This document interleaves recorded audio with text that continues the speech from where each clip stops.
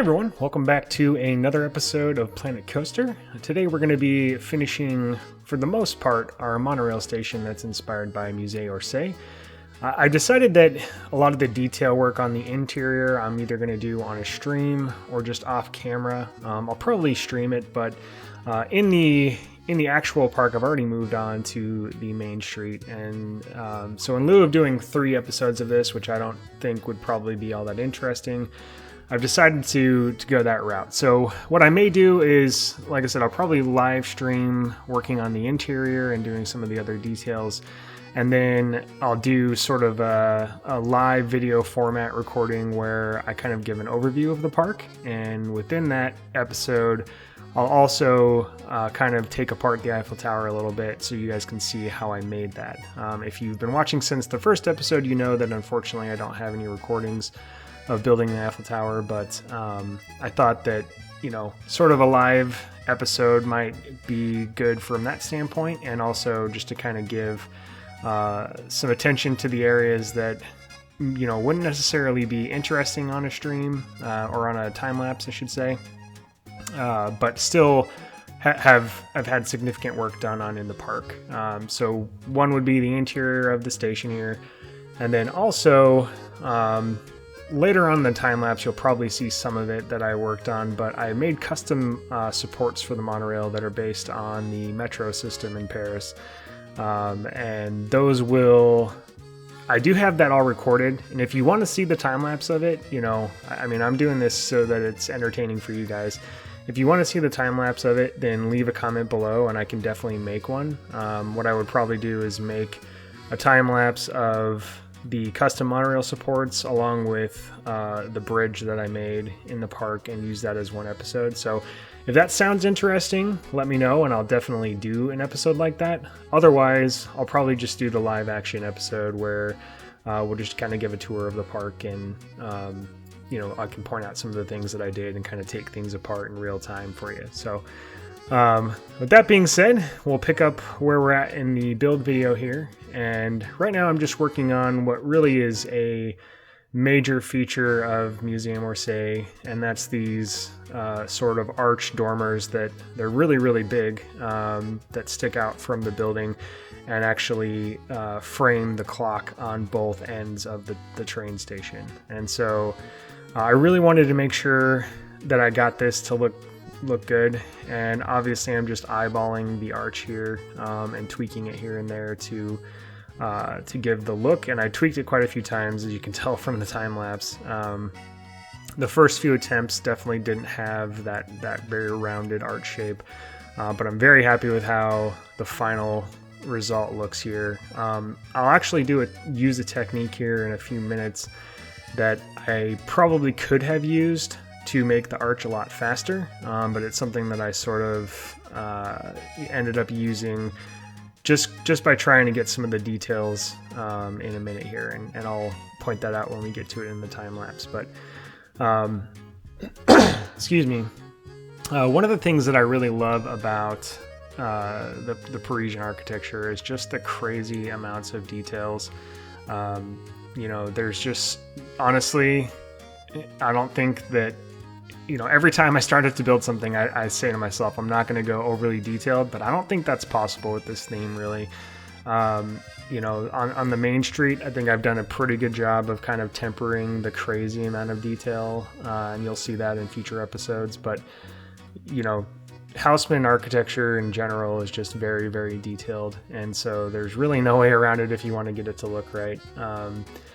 And that being said, before I go into what I was going to say, here's the technique that I was talking about that I think I could have used to make the arch a little bit faster. So if you look at photos of Musée d'Orsay, there's sort of some very ornate carvings that work their way around the clock on both sides of the station. And so here, I just use the technique that everyone's aware of making a circle, but then if you line it up on the grid, you can actually use the advanced move tool to sort of put it upright and then move it onto a vertical surface. So that's what I did here with those Corinthian column toppers, and I think it gives the illusion of of the carvings that you see in the actual building.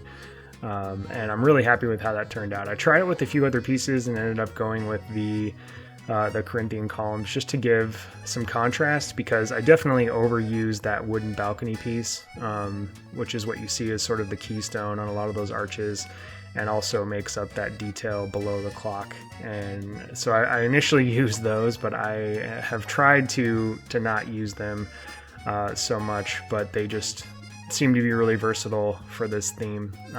But I still want to give it some contrast and some uniqueness. So use those Corinthian column toppers to create that illusion of carving. So in the update, I know they didn't talk about it in the live stream. They didn't really go into scenery much, and I know that they explained that there was still a lot that they didn't get to. But a couple things I'm really hoping for is, one is more signs that you can customize, and then in addition to that, I would really love to see more fonts, or even the ability to import font the same way that we can with music. And again, if someone who understands game development is listening to me, they're probably cringing, because I'm sure I'm making it sound much easier than it actually is. But things like that, I think are little things that, based on my limited amount of knowledge, I don't think would take all that much time to implement in the game, but would add a ton more flexibility and creativity. So, that being said, at least they got rid of the hitboxes, which I know everyone was, geeking out about, and I agree that's going to be a game changer for so many reasons. Custom supports, I think, is probably the number one thing that we're going to see just absolutely take off. I do think some of the coasters have really good supports in the game, and then there's some of them where it just doesn't look right at all. And I've been frequenting Shy Guys World Forum a lot more recently, and have seen some of the work that people have done using custom supports. Free the Bear and Adfo TV are both working on an African themed ride right now, and it's a hybrid steel wooden coaster, and they have made complete custom wooden supports for that thing, and it looks so good. So I would encourage you to check them out on Twitter, or if you haven't already taken a look at Shy Guy World, definitely check that out as well. It's a little different than the Reddit thread and even the Planet Coaster thread, where I think the Reddit threads and the Planet Coaster forum, typically people are more blown away by sort of the Michael Bay big picture productions that a lot of people make. I would probably put this park in there as well. Like this is not a park that anyone would probably ever build in real life, unless there was some eccentric billionaire that loved Paris so much. But the Shy Guy World Forum, definitely the people there are much more into realism and realistic parks. And I'm sure you're aware of it too, but the Planet Bro Coaster series is a perfect example of kind of what Shy Guy World looks for. And so if you do check out the forum, just have that in the back of your mind that that's something that is definitely I don't want to say valued, I don't think that's the right word, but it's definitely something that is appreciated more and looked for a lot more in terms of realism in that forum versus sort of Reddit and the Planet Coaster forum. So depending on your preferences and your likes and dislikes, hopefully that kind of sends you in the right direction. But either way, the hitboxes being turned off are going to be an absolute game changer for people to build custom supports and make super realistic looking coasters. So I'm looking forward to that. Like I said, I've already moved on to the main street in this park. I'm hoping to wrap that up pretty quickly so that I can actually build a coaster and start building some rides. But I kind of want to get some framework laid out here in the park before I go that route. So right now I'm getting about 20 to 30 FPS in the park, which is pretty good considering the number of pieces that I have in some of these buildings. And so I do think that I'll be able to get a pretty decent park completed before it's just screeching to a halt. And yeah, so hopefully in the near future I'll be building a roller coaster, and we'll be able to utilize the custom supports without the hitboxes turned on. So, but anyway, enough ranting. Sorry about that. I know I went off on like 3 different tangents there, but right now I'm just working on, in the time lapse, this feature that's on top of Musée Orsay. It's just an ornate, I don't know if you would, it's not a cupola really, but it's, you know, and it's not really a spire either. So I don't know what the technical architectural term would be for a design like this, but it is a feature that's on both ends of the building. And I looked at some of the original designs for the building, and it actually was supposed to be here too, where I'm putting this Christmas bubble. It basically, you were supposed to have 2 of those towers on you know, in both of those spaces, but if you look at it present day, it almost actually has an exact replica of that Christmas ornament that's on sort of the back half of the end building. And now I'm just spending some time. If you look at photos, there's sort of these metal pieces that connect the different roof areas of the building, and they have these sort of rounded edges that go in a consecutive pattern like that across the edges. And so I just wanted to mimic that. I thought about leaving it off just because it was going to add a lot of piece counts, but after I did it on this front section here, it really looked exactly like the building, and so I knew I had to keep doing it. And so I end up just copying it around here. If you've paid attention in the video, you'll notice that, like right there, I used that grid piece to copy things around and sync it and make sure that it's at the exact right level. Nothing groundbreaking. Plenty of people have done that in streams before, but as someone who generally takes a lot of time to build, that has really helped me kind of speed things up a little bit. I mean, I'm still really slow in the game, so I'm hoping that as I continue to kind of learn things and get better, that I can speed things along.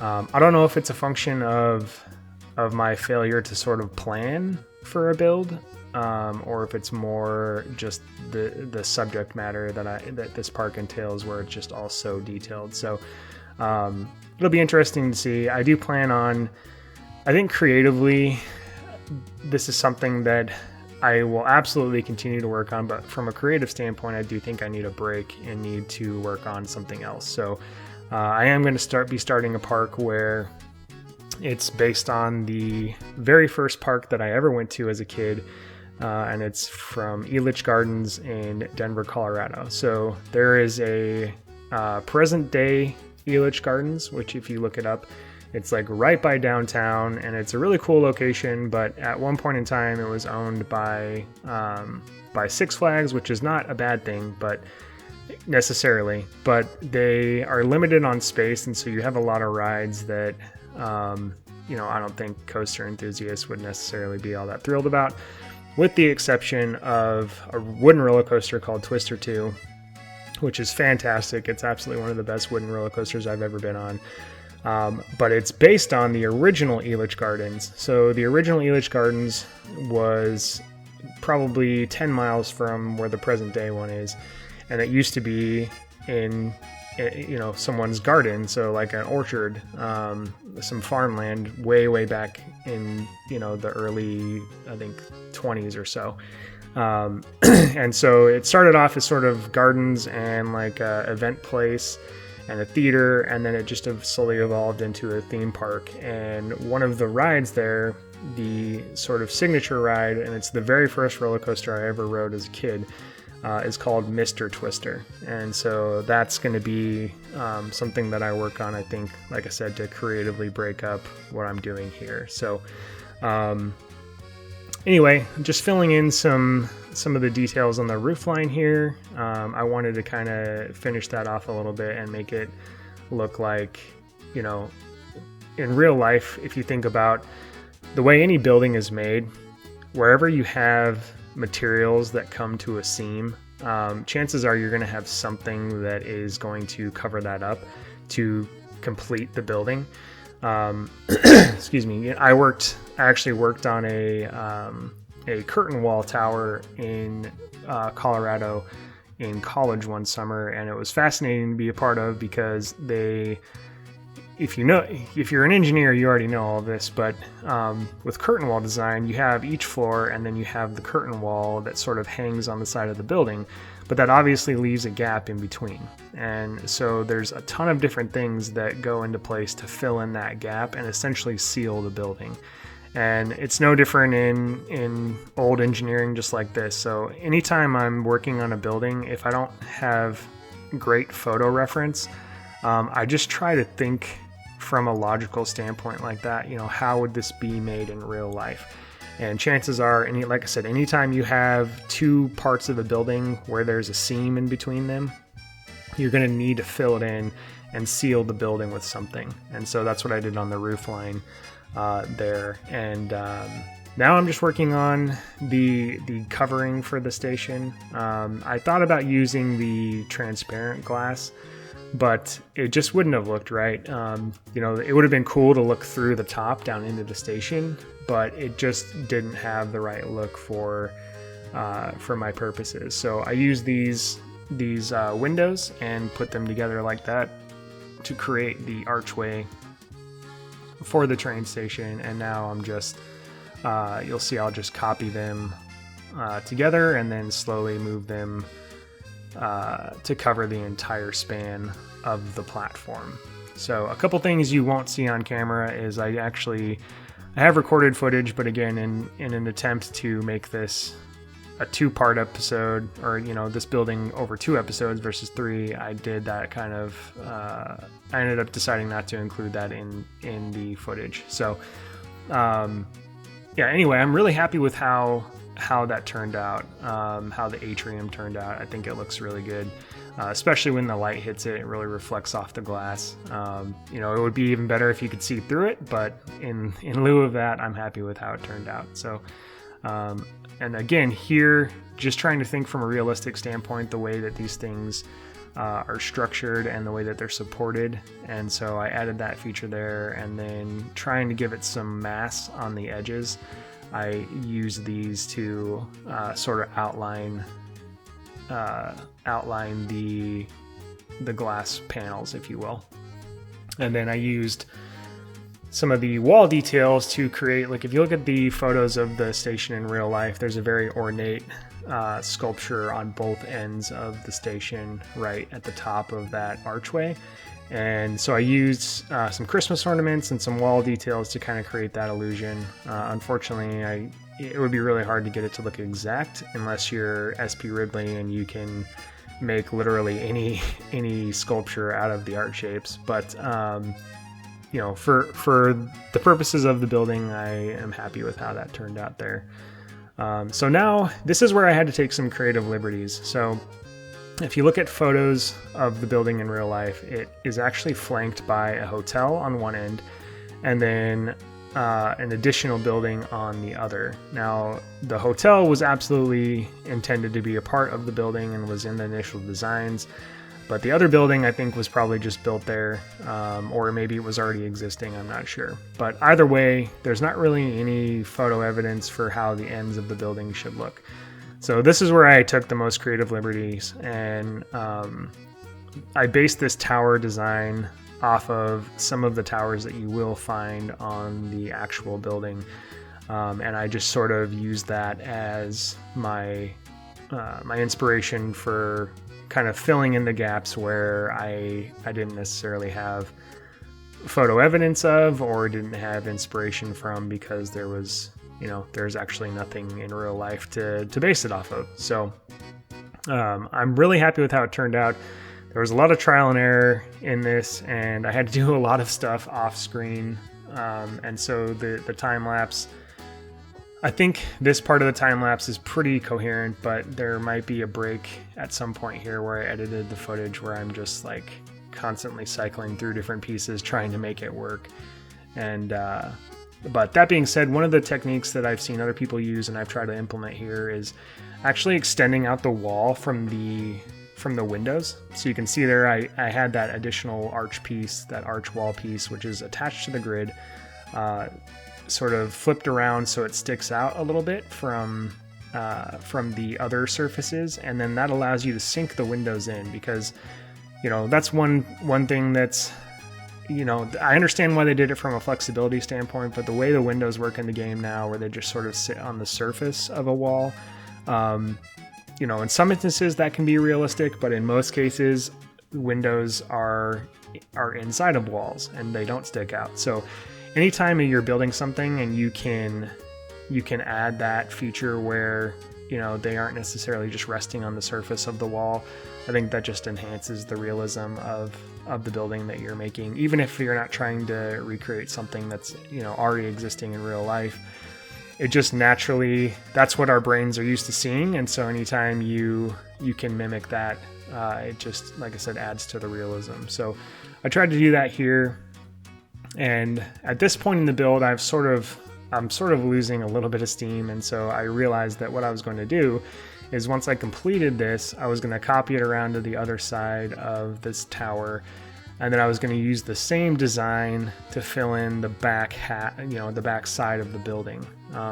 Initially, when I set out to build this thing, I thought I was just going to copy, like I have the completed side of the building. I thought I would just copy it to the other side, but it would have just been way too big and way too many pieces. And so I went this route, and I'm really happy with the end result here. So I definitely overused those corner pieces to give the appearance of limestone brick. And again, I'm really hoping that they just didn't get to it, and I'm hoping that there's more building pieces, that they just weren't able to reveal in the live stream. I'm not super optimistic about that at this point, but I will give Frontier a ton of credit from the standpoint of I'm sure that the getting rid of the hitboxes, and it sounds like the work that they did on the boomerang coaster took a ton of time and effort. And so in terms of the time that they put into things and the available resources, I'm sure that we're getting everything that they were able to put out. But as someone who obviously has a bent towards design in the game, I wish that there was a reveal of more building pieces, and maybe there are, so I'm not going to get too disappointed yet. But just knowing from their comments on the stream about how much work went into the boomerang coaster and the dueling coasters and things like that, I think we'll probably see more themes and more scenery items in future updates. This one seemed to be more logistical in nature and not necessarily aesthetic in nature, with the exception of the hitboxes being turned off, because that will obviously change the way people build, for the better. So yeah, we'll see. A couple days away. I'm really excited. I built half of the main street and then took a break because I was hoping that there would be more building pieces, and I've gotten into a rut where I'm just constantly using the same pieces. And on one hand, from a creative standpoint, I would like to do things a little bit differently, but on the other, with the way Haussmann architecture works, I mean, the same themes are pretty much repeated throughout the entire city of Paris, and so I'm cutting myself a little bit of slack there, where I'm not super concerned about reusing things, but I do try to make the buildings as unique as possible, which also adds to the time that it takes to make things. So yeah, hopefully there's some new pieces. If not, the main street's going to look pretty similar on the other side from some of the pieces that I'll probably just end up copying over. But if there are new pieces, then hopefully I'm able to implement some new stuff.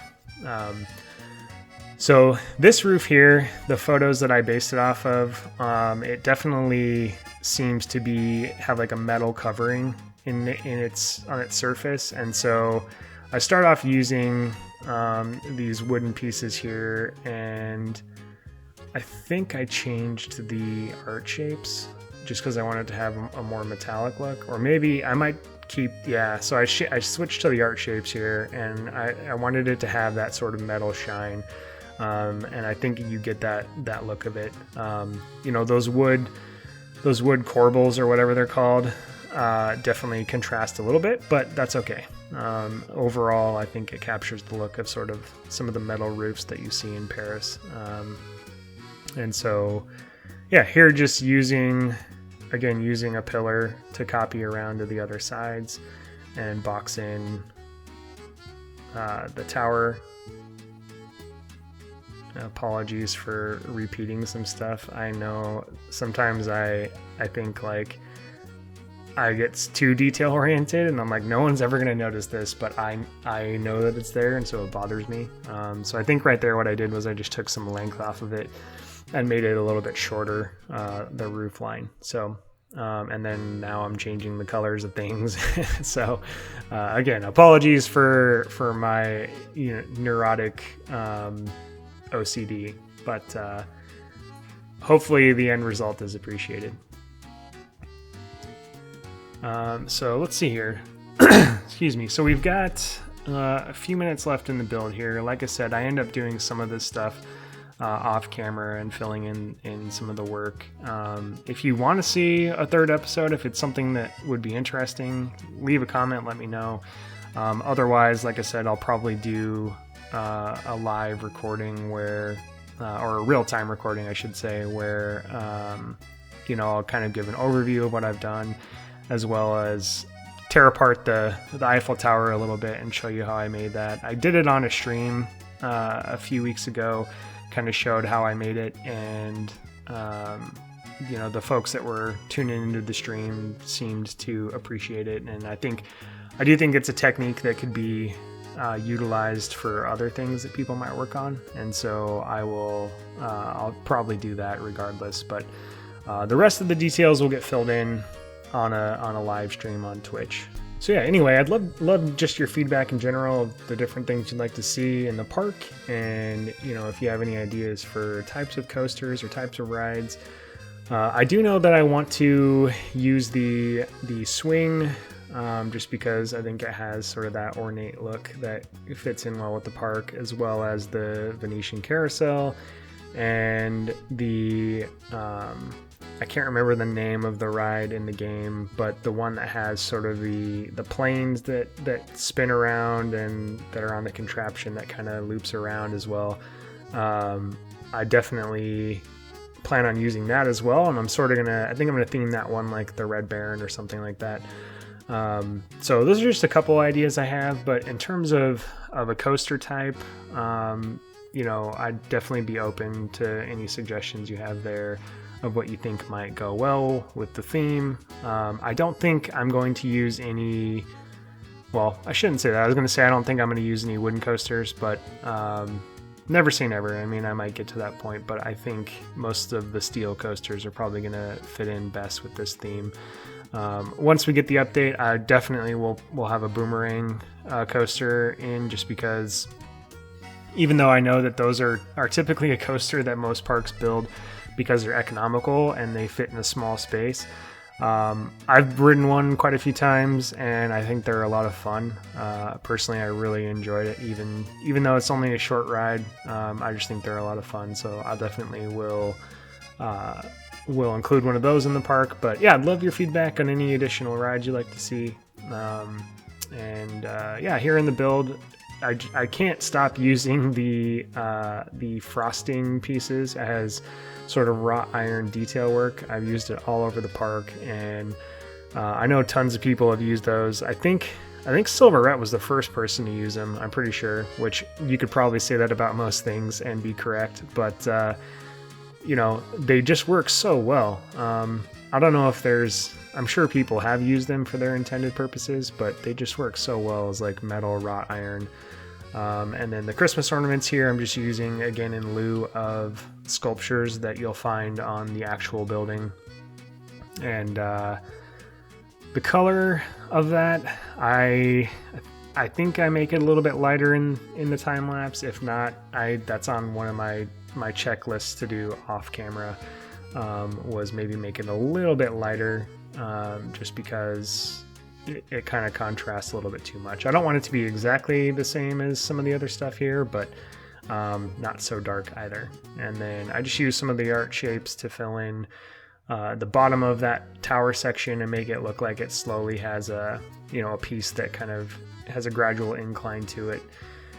And then again, can't get enough of that wood balcony. It just works so well on so many levels, and like I said, I've tried not to use it as much, but I can't help it. It just fits so well with the theme.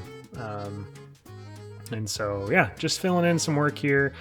There is some additional detail work that I do off camera, but honestly, I don't think it would have been all that interesting to watch anyway. And so not missing out on too much there. And then, like I said, I'll pretty much guaranteeing that I'm going to do a real-time recording as well, and so I can point that stuff out to you in that episode. And here I'm just copying over I'm really happy with the detail work that I did on the base of the other side of the building, and so I just wanted to carry that theme over to this side as well. And then, like I said, once I'm done with all of this, I copy it over to the other side, and then I use it as the basis for the back of the building. So the only thing I have left to do, so here I'm just copying around those details, but the only thing I have left to do, I believe, is to add the dormers at the top, which is what I start doing here. So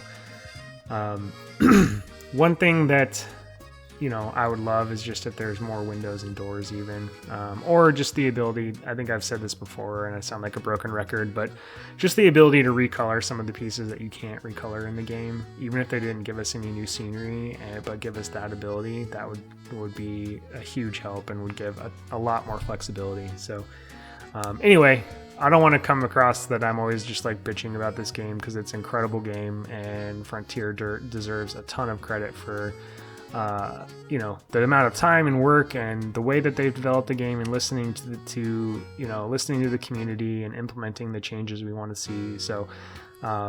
So props to Frontier. Thank you guys for all of your hard work. I'm just merely, from playing it as much as I do, I'm just trying to give some additional feedback. But overall, one of the best games I've ever played, and I know I'll continue to put many, many more hours into it just because it's so awesome. But yeah, we're about out of time lapse here, so all that's left is to copy this to the back of the building and fill in the wall. Anyway, as always, thank you guys so much for taking the time to tune in and watch the video. I really appreciate it. Be sure to follow me on Twitter. It's at Ruble_trillions. There I will typically tweet out photos of things that I'm working on in advance of the videos coming out, and also will give you a heads up of when I'll be streaming on Twitch. And like I said, I'll be finishing some of the interior work on this building and just tidying some other things up around the park. So I'd love to have you come hang, and again, thank you guys so much for your time and watching the video, and I hope you all have a fantastic day.